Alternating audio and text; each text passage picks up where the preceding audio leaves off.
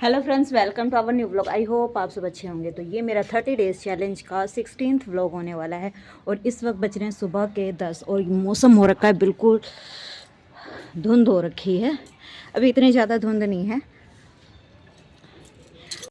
आज तो 3 ही तारीख है, तो धीरे धीरे और ज़्यादा ठंड बढ़ेगी और मैक्सिमम 15 तारीख तक ठंड रहती है। और मैंने सुबह सुबह कपड़े भी धो दिए हैं।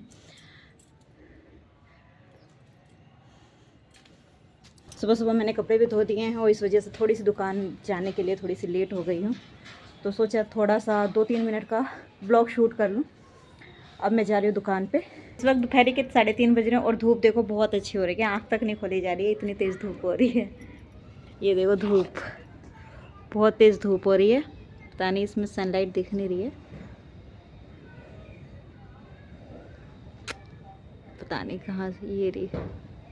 बहुत तेज़ धूप हो रही है इस वक्त। इतनी मतलब सर्दी के हिसाब से ठीक ही हो रही है, धूप अच्छी हो रही है।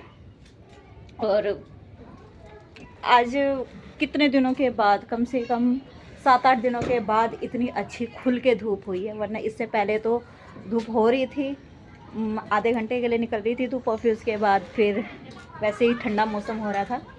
थोड़ी सी धूप निकल गई है। अब 2-4 दिन के जितने भी कपड़े थे वो सारे सूख जाएंगे हमारे। जो सुबह में कपड़े डाल के गई थी वो लगभग सूख ही गए हैं। थोड़ी जीन्स वगैरह रह गई हैं, बाकी के तो कपड़े सूख ही गए हैं। और 3:30 बज रहे हैं। अभी आधे घंटे के बाद मैं फिर दोबारा दुकान पे जाऊंगी।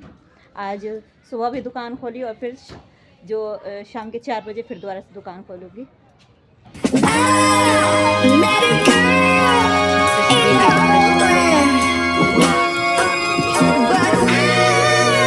तो इस वक्त मैं हूँ दुकान में और कप वगैरह रखे हुए हैं इधर।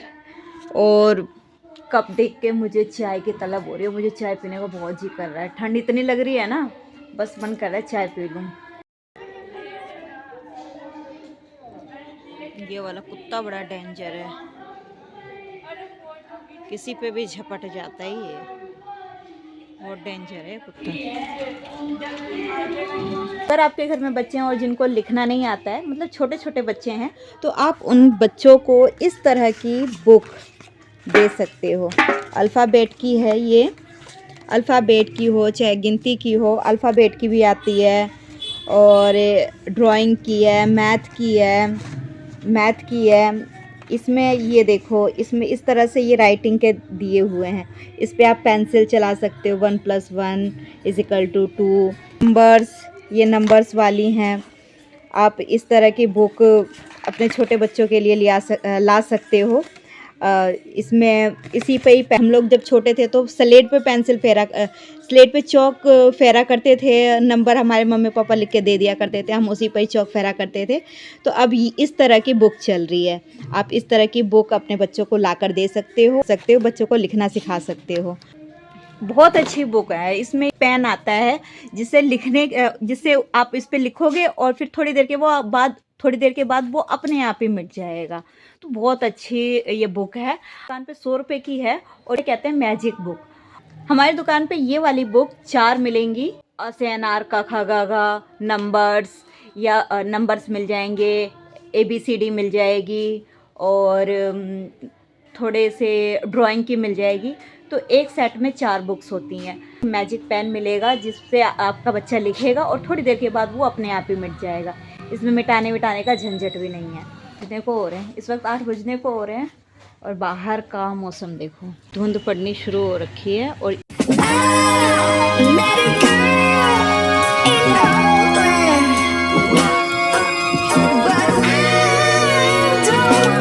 तो अब मैं आ चुकी हूँ घर पे और मुझसे हो गई है एक गड़बड़। शाम को मैं दुकान पे गई और मैं ऊपर से कपड़े उतारी ही नहीं और इस वक्त पड़ रही है धुंध। अब देखते हैं कपड़ों का क्या हाल है। सारे जो सूख भी गए थे ना वो फिर दोबारा सिमसिमा से गए हैं, हल्के फुल्के गिल्ले से हो गए। पर कोई बात नहीं, सुबह सुबह फिर दोबारा से डाल दूँगी ना, फिर फरारे से हो जाएंगे ये सारे कपड़े। शाम के 4 बजे भी इतने कपड़े सूखे थे नहीं, कोई बात नहीं, फिर दोबारा से डाल दूँगी। फिर दोबारा से जैसे लग रहा है जैसे कपड़े मैंने डाले थे वैसे ही मैं उतार रही हूँ। कोई बात नहीं। कोई बात कैसे नहीं, डबल डबल मेहनत होगी। हाँ आज मैं ना रामलीला का डायलॉग बोलूँगी, है ना। अभी थोड़ी सुनाऊंगी, पूरी एक्टिंग करने के साथ साथ सुनाऊंगी। इसलिए इस वक्त चादर ढक दी। दांत घिस घिस हो रहे हैं। सुबह बहुत ठंड लगती है, अगर चादर ना ढको ना तो नीचे बहुत ठंड सी लगती है, और चादर ढक दो ना उसके बाद ना ठंड कम लगती है नीचे। इतना फर्क पड़ता है चादर का।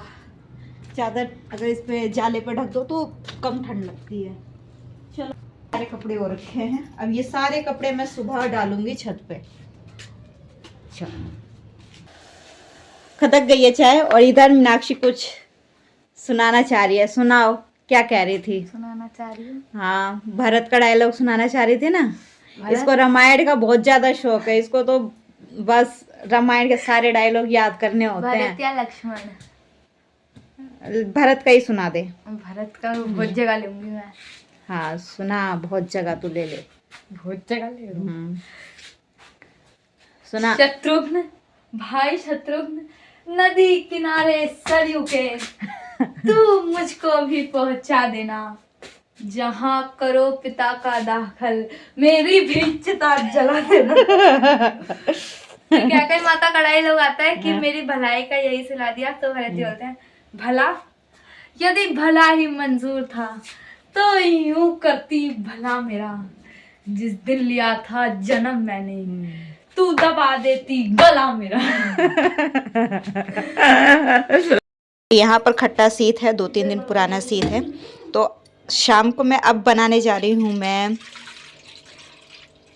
कढ़ी। खट्टे शीत की कढ़ी काफ़ी अच्छी होती है। कढ़ी अगर खट्टी खट्टी सी लगती है तो अच्छी लगती है। तो मैं इस वक्त बनाने जा रही हूँ कढ़ी।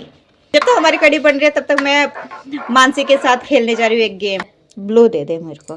ब्लूज भी ना तो ठीक है, तूने बीच में पहले ही बीच में रख दिया। अच्छा ये ले,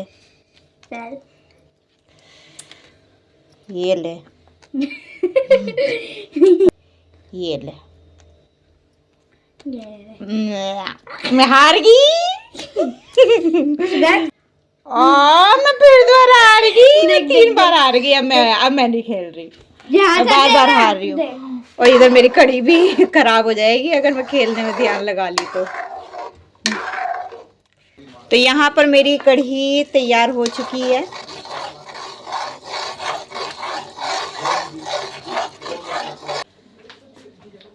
तो मेरी कढ़ी तैयार हो चुकी है और मैंने बनाई है मूली की कढ़ी।